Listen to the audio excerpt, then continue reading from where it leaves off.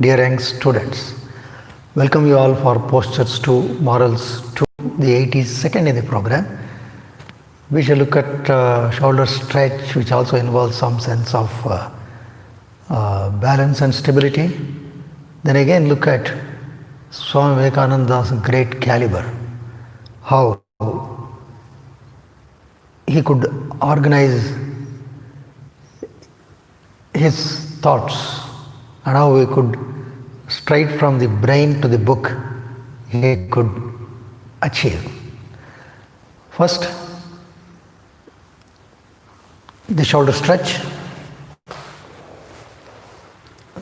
Sit upright. Now stretch both legs forward. Rest the palms by the side of the hips, middle finger pointing forward, chest and navel up, feet about 3 inches apart but parallel. Now here, inhale, exhale, you have to rise, and you should not change the position of the heel and the hip when you come down again. So you must anchor to this position. Now inhale, slowly rise, don't move the heel, press the foot, chest and navel up. Tighten the muscles of the arms. Now slowly descend down. Right. So it should come back to the same position. So it's good for the shoulders and the neck. One more time, inhale, exhale, rise.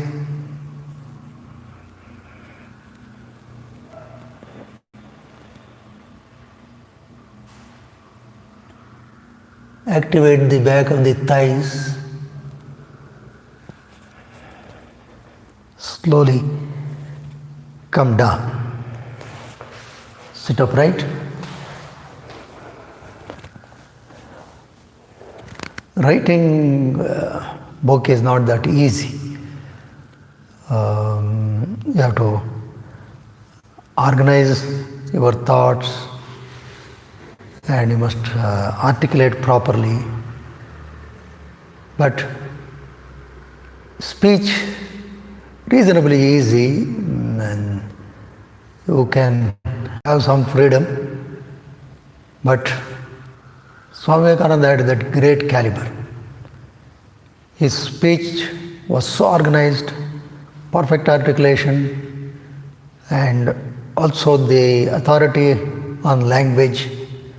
It was all blended in such a way that his speech could go straight from the brain to the book. So that is the great ability. On December 6th, 1895, Swami Vivekananda came back to New York, and together with Kripananda they hired an apartment, and they had one more room where they could accommodate about 150 people. And as soon as he arrived, he started lecturing on the spiritual discipline of work, the ethics of work, and that lecture subsequently became his famous book Karma Yoga. So that's how he could, despite busy schedule, he could also accomplish this. Then he was always involved with the spiritual thinking. Then in the Christmas of 1895, he was at the country home of Mr. and Mrs. Laggett. Just he went there to relax, but he started giving lectures on spirituality even there. So he was so much involved.